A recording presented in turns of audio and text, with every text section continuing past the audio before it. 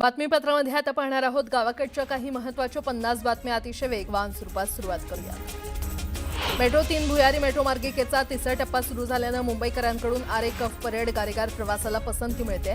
त्यानुसार ऑक्टोबर महिन्यात तब्बल 38,63,741 प्रवाशांनी मेट्रो प्रवास केलाय, तर 9 ऑक्टोबरपासून संपूर्ण मेट्रो मार्गिका सुरू झाल्यापासून अवघ्या 23 दिवसात 33 लाखांहून अधिक प्रवाशांनी प्रवास केलाय। मुंबईच्या छत्रपती शिवाजी महाराज आंतरराष्ट्रीय विमानतळावरील प्रवाशांना 20 नोव्हेंबर रोजी त्यांच्या प्रवासाच्या योजना तपासण्याचा सल्ला देण्यात आलेला आहे, कारण विमानतळाच्या दोन्ही धावपट्ट्या 6 तासांसाठी बंद ठेवणार आहे, असं विमानतळ संचालक मुंबई आंतरराष्ट्रीय विमानतळ लिमिटेडनं म्हटलेलं आहे। दिवाळीमध्ये प्रवाशांनी एसटीला भरभरून प्रतिसाद दिला। छत्रपती संभाजीनगर विभागातून रोज सरासरी 1 लाखांपेक्षा अधिक प्रवाशांनी एसटी बसलाच प्राधान्य दिलंय। दिवाळीच्या काळातील 12 दिवसात तब्बल 13,48,659 प्रवाशांनी एसटी बसनं प्रवास केलाय। राज्य मार्ग परिवहन महामंडळ आपल्या मालकीच्या जागांवर सौर ऊर्जा हब उभारणार आहे। त्यातून वार्षिक सुमारे 1,000 कोटी रुपये किमतीच्या म्हणजेच 300 मेगावॅट वीज निर्मितीचं लक्ष्य आहे। उत्पन्नाच्या या नव्या स्रोतातून एसटीला स्वावलंबी बनवण्याचा उद्देश आहे। एसटी महामंडळातर्फे राज्यभर राबवण्यात येत असलेल्या हिंदुहृदय सम्राट बाळासाहेब ठाकरे स्वच्छ सुंदर बस स्थानक या उपक्रमात मुंबई विभागानं पुन्हा एकदा स्वच्छतेचा मानाचा तुरा पटकावलाय। दुसऱ्या सर्वेक्षणाच्या निकालानुसार मुंबई विभागातील मुंबई सेंट्रल, दादर, कुर्ला, नेहरू नगर आणि परळ या बस स्थानकांनी प्रादेशिक पातळीवरचे स्थान मिळवले। केवळ 216 दिवसात 150 दशलक्ष टन माल लोडिंग पूर्ण करून दक्षिण पूर्व मध्य रेल्वेनं माल वाहतुकीमध्ये उत्कृष्ट कामगिरी बजावली आहे। रेल्वे प्रशासनाच्या दाव्यानुसार गेल्या 4 वर्षांच्या तुलनेत हा मोठा विक्रम आहे। खड्डे बुजवण्यासाठी महापालिकेनं ॲप आणलं। अभियंत्यांना कडक शब्दात आदेश दिले, तरीही खड्डे कायम आहेत। त्यानंतर आता रस्त्यांवरील खड्डे शोधून ते बुजवण्यासाठी पथ विभागानं क्षेत्रीय कार्यालयांमधील अभियंत्यांची विशेष पथकं तयार केली आहेत। यंदाच्या 12वी परीक्षेसाठी आता 11 नोव्हेंबरपर्यंत अर्ज भरता येणार आहे। शिक्षण मंडळानं दिलेल्या मुदतवाढीमुळे हजारो विद्यार्थ्यांना दिलासा मिळालाय। तसंच शाळांनी युडाएस प्रणालीतून अर्ज भरावे अशी सूचनाही माध्यमिक आणि उच्च माध्यमिक शिक्षण मंडळानं सर्व शाळांना केली आहे। JEE मेन 2026 या इंजिनिअरिंगच्या प्रवेश परीक्षेत कॅल्क्युलेटरचा वापर करता येणार नाही, असं राष्ट्रीय परीक्षा यंत्रणेनं स्पष्ट केलंय। संगणक आधारित परीक्षेत ऑन स्क्रीन स्टँडर्ड कॅल्क्युलेटर उपलब्ध असेल अशी माहिती पुस्तकातून नमूद होती, मात्र ही सुविधा JEE मेन 2026 साठी लागू नाही, असं NTAच्या एका वरिष्ठ अधिकाऱ्यानं सांगितलंय।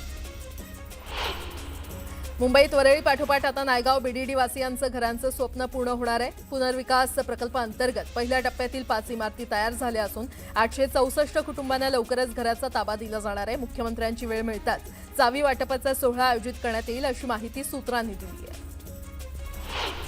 1 नोव्हेंबरपासून माथेरानची राणी झोकात सुरू होईल अशी अपेक्षा असतानाच मुहूर्त टळल्यानं पर्यटकांचा हिरमोड झालाय। 4 दिवसांपूर्वी या टॉय ट्रेनची चाचणी घेण्यात आली होती। ही चाचणी यशस्वी होऊन देखील अद्यापही ट्रेन सुरू झालेली नाही। माथेरानची टॉय ट्रेन प्रत्यक्षात धावणार तरी कधी, असा प्रश्न पर्यटकांना पडलाय। पोलीस कारवाईमध्ये मृत्युमुखी पडलेल्या रोहित आर्या प्रकरणात महाराष्ट्र राज्य मानवाधिकार आयोगानं चौकशीचे निर्देश दिले आहेत। आयोगानं या घटनेचा सखोल तपास करण्यासाठी विशेष तपास पथकाची नियुक्ती केली आहे। 8 आठवड्यात अहवाल सादर करण्याचे निर्देश देण्यात आले। गुन्हे शाखेनं पवई ओलीस नाट्य प्रकरणात रोहित आर्याचा एन्काउंटर करणारे सहाय्यक पोलीस निरीक्षक अमोल वाघमारे, जितेंद्र सोनावणे आणि स्टुडिओ मालक मनीष अग्रवाल यांचा जबाब नोंदवलाय। घटनेदरम्यान रोहित आर्याला समजावणारे अधिकारी, स्टुडिओला भेट दिलेल्या कलाकारांसह तत्कालीन शिक्षण मंत्री दीपक केसरकर यांची चौकशी करून जबाब नोंदवण्यात येणार आहे। 5 महिन्यानंतर मुंब्रा रेल्वे स्थानकाजवळ झालेल्या अपघातात गुन्हा दाखल करण्यात आलाय। 9 जून 2025 रोजी झालेल्या मुंबई लोकल रेल्वे अपघातात 4 लोकांचा मृत्यू झाला होता, तर 9 लोक जखमी झाले होते। या अपघाताचा 2 रेल्वे इंजिनियरवर ठपका ठेवण्यात आला असून रेल्वे पोलिसांनी गुन्हा दाखल केलाय। कोल्हापुरातील कळंबा कारागृहात जिवंत काडतुसं सापडल्यात। यामध्ये मोका प्रकरणी अटक असलेल्या 2 आरोपींना पोलिसांनी अटक केली आहे, तर कारागृहात काडतुसं लपवून ठेवण्याचा उद्देश काय याचा तपास पोलीस करतायत। शहापूरच्या चेरपोली परिसरात दुकानात बसलेल्या वयोवृद्ध महिलेची सोनसाखळी बाईकवरून आलेले चोरटे खेचून पळाले। यावेळी महिलेनं आरडाओरड केल्यानंतर रस्त्यावरून जाणाऱ्या नागरिकांनी या चोरट्यांना पकडलं। यामध्ये एक चोरटा फरार झाला, तर दुसऱ्या चोरट्याला जमावानं चोप देत पोलिसांच्या हवाली केलं। इंडिगोचे मुंबई छत्रपती संभाजीनगर मुंबई विमान वारंवार रद्द होण्याच्या प्रकारानं प्रवाशांमधून तीव्र संताप व्यक्त होतोय। गेल्या काही दिवसांपासून हवामान अनुकूल असताना आणि प्रवासी संख्या स्थिर असूनही ऑपरेशनल कारणांचा दाखला देत विमान रद्द करण्याचा प्रकार होतोय। पुणे जिल्हाधिकारी कार्यालयामध्ये तळेगाव दाभाडे ते उरुळी कांचन प्रस्तावित रेल्वे प्रकल्पाविरोधात झालेल्या बैठकीत हजारो बाधित शेतकऱ्यांचा तीव्र एल्गार पाहायला मिळाला। जिल्हाधिकारी जितेंद्र डुडी यांच्या अध्यक्षतेखाली झालेल्या या बैठकीत शेतकऱ्यांच्या भावनांचा प्रचंड उद्रेक झाला। यावर जिल्हाधिकारी जितेंद्र डुडी यांनी रेल्वे अधिकाऱ्यांना तात्काळ नवीन पर्यायी मार्गावर पुनर्विचार करण्याच्या सूचना दिल्या। पालघरच्या विक्रमगड तालुक्यातील जिल्हा परिषद शाळेतील शिक्षकांना दिवाळी सुट्टीनंतरच्या पहिल्या दिवशीच दांडी मारली आहे। या शाळेमध्ये 67 विद्यार्थी शिक्षण घेत असून 2 मंजूर शिक्षक आहेत, मात्र दोन्ही शिक्षकांची जिल्हा बदली झाली आहे। यामुळे शिक्षण खात्याच्या अनागोंदी कारभाराचा फटका आदिवासी विद्यार्थ्यांना बसतोय।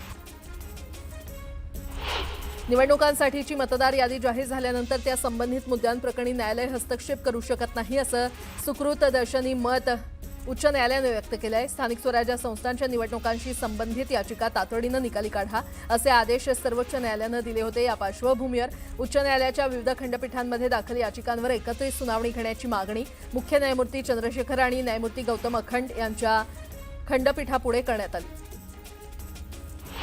मुंबई महापालिकेच्या निवडणुकीसाठी येत्या 6 नोव्हेंबरला मतदार यादी जाहीर होणार आहे। प्रारूप मतदार यादी जाहीर झाल्यानंतर 14 नोव्हेंबरपर्यंत त्यावर सूचना आणि हरकती मागवण्यात येणार आहेत। मत चोरीच्या आरोप प्रत्यारोपांमुळे यंदा मतदार यादीवर मोठ्या प्रमाणात हरकती आणि सूचना येण्याची शक्यता वर्तवली जाते।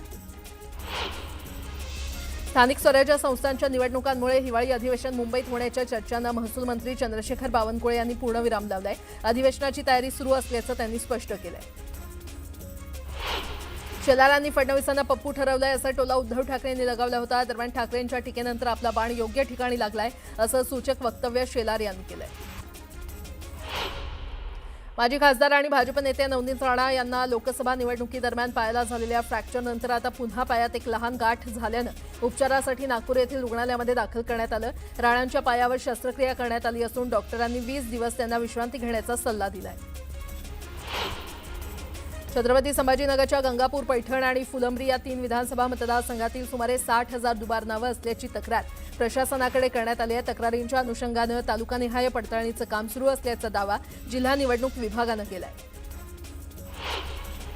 महायुतीच्या समन्वय समितीची आज संध्याकाळी 6 वाजता बैठक पार पडणार आहे। बैठकीत महायुतीचं धोरण ठरवण्यात येणार असल्याची माहिती राष्ट्रवादीचे प्रदेशाध्यक्ष सुनील तटकरे यांनी दिली आहे। उपमुख्यमंत्री एकनाथ शिंदे 5 नोव्हेंबरला कोल्हापूर दौऱ्यावर जाणार आहेत। कोल्हापुरात एकनाथ शिंदे शिवसेना गटप्रमुखांचा मेळावा घेणार आहेत। पश्चिम महाराष्ट्रात शिवसेना पूर्ण ताकदीनं स्थानिक स्वराज्य संस्थेची निवडणूक लढणार आहे। मराठी माझी आई उत्तर भारत मावशी, एक वेळ आई मेली तरी चालेल पण मावशी जगली पाहिजे असं वक्तव्य आमदार प्रकाश सुर्वे यांनी केलं। प्रकाश सुर्वेंच्या वक्तव्यानंतर वाद निर्माण झाला। विरोधकांकडून टीका होताच प्रकाश सुर्वेंनी आपल्या वक्तव्याबाबत दिलगिरी व्यक्त केली आहे। सांगलीच्या जत शहरात साखर कारखान्याच्या मुद्द्यावरून जयंत पाटलांचे विडंबनात्मक फलक लावण्यात आले। यावर विशाल पाटील आणि आमदार विश्वजित कदम यांचं कार्टूनही झळकले। खासदार अरविंद सावंत आणि खासदार अनिल देसाई निवडणूक आयोगाच्या कार्यालयात तात्काळत बसले। वेळ मागितल्यानंतरही निवडणूक आयोग वेळ देत नाही। केंद्रीय निवडणूक आयोगावर तात्काळत ठेवल्याचा आरोप करत सत्ताधाऱ्यांनी देखील मतदार यादीत घोळ झाल्याचं मान्य केलंय असं अनिल देसाई म्हटलंय। केंद्रीय राज्यमंत्री रामदास आठवलेंनी विरोधकांनी केलेल्या वोट चोरीच्या आरोपांचं समर्थन केलंय। निवडणूक आयोगानं मतांची चोरी होऊ नये याची काळजी घेतली पाहिजे। विरोधकांनी उपस्थित केलेल्या शंकांचं निरसन झालं पाहिजे असं आठवले म्हटलेत। तर मुंबईतला मोर्चा सत्याचा नव्हता, हा पक्षाचा होता असा टोला आठवलेंनी लगावला।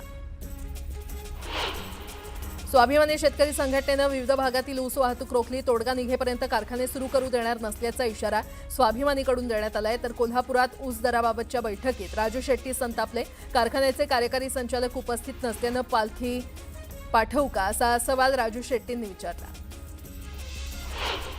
कोल्हापुरात ऊस दराप्रश्नी 2 तास चाललेली बैठक निष्फळ ठरली। ऊस दराच्या बैठकीतून समाधान झालं नाही असं वक्तव्य राजू शेट्टी यांनी केलं। कारखाना प्रतिनिधींनी जाहीर केलेली रक्कम शेतकऱ्यांना अमान्य असून उद्यापासून एकही कारखाना सुरू करू देणार नाही असा इशारा शेट्टींनी दिला। तर उद्यापर्यंत निर्णय न घेतल्यास मुख्यमंत्र्यांना जाब विचारणार असल्याचं ते म्हटलंय। नाशिक त्र्यंबकेश्वर रस्ता विस्तारीकरणावरून वाद निर्माण झालाय। स्थानिक नागरिक आणि NMRDAमध्ये संघर्ष सुरू आहे। दरम्यान आता कुंभमेळा मंत्री गिरीश महाजन आंदोलकांची भेट घेणार आहेत। प्रकाश महाजनांनी डॉक्टर महिलेच्या आत्महत्ये प्रकरणावरून सरकारवर टीका केली आहे। ती डॉक्टर बीड जिल्ह्यातील असल्यानं आमचं भावनात्मक नातं आहे। महिला आयोगाच्या अध्यक्षा अजूनही पदावर कशा आहेत हेच आम्हाला कळत नाही। रुपाली चाकणकरांनी त्या डॉक्टर महिलेचं चारित्र्य हनन केलं तरी अजित पवार अजूनही गप्प का असा सवालही त्यांनी केला।